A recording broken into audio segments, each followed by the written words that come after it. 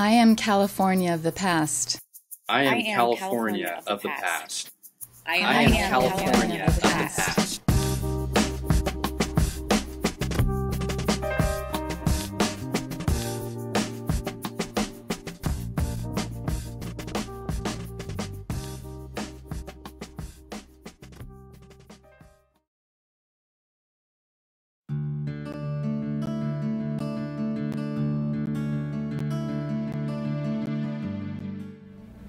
I'm Karen Korematsu. I am Fred Korematsu's daughter and co-founder of the Fred T. Korematsu Institute for Civil Rights and Education at the Asian Law Caucus in San Francisco.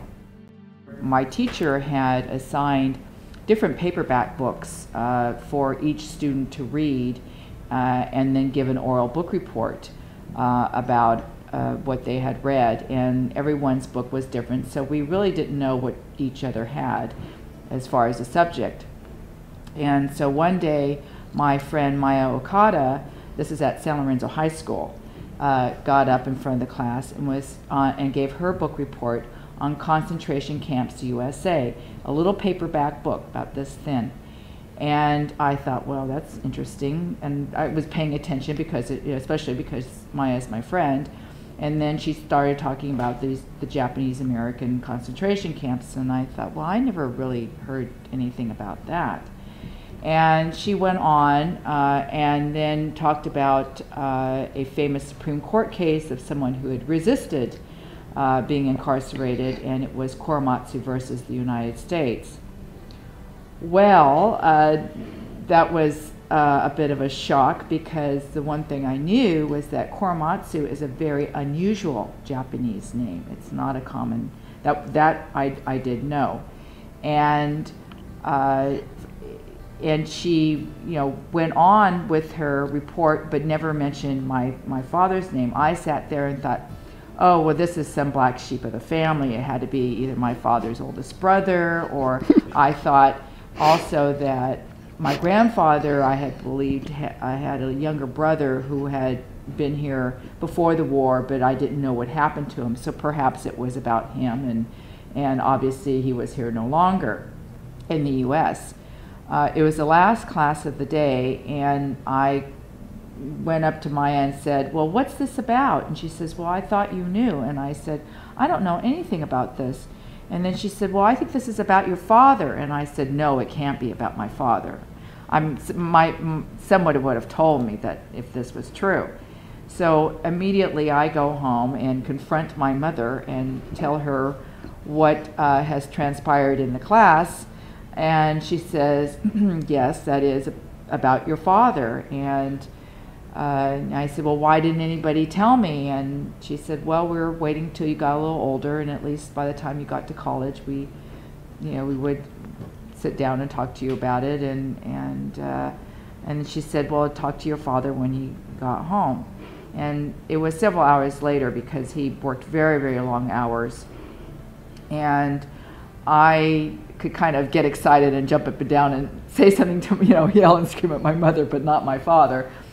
And so I quietly asked him about it, and I could see and feel the pain of him telling me about this. And he said it had happened a long time ago, that he felt like what he did was right and the government was wrong, that there was never any due process for the Japanese Americans as far as their civil rights. He thought it was unconstitutional.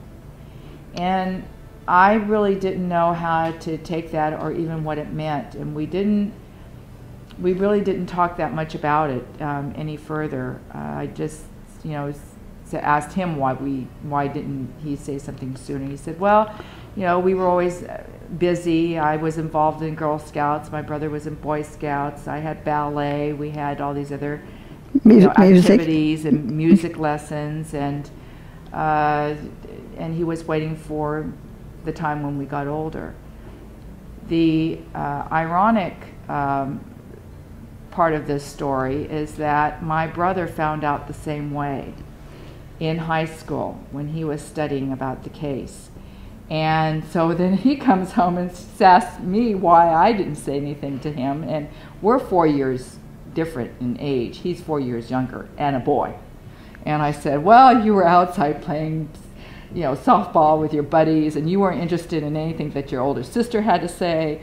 And so I thought Mother and Daddy would tell you anyway, and that was kind of the end of that.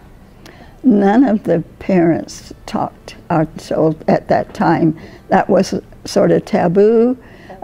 They just wanted their kids to, be what they could be and do well, and they encouraged all of that, education and whatever, but they didn't talk about it either until Fred's case finally erupted when it was refiled, and then some of them began to talk. Until I had met my father's Quorum Novus legal team, and we started talking, did I learn that their parents really had not talked about the incarceration. And so then I didn't feel so bad. I felt like I was the only one that, had this, no one had discussed this with me. And even my cousins never said anything to me. And I found out from my cousin Joanne that her father said, no, don't bring this up.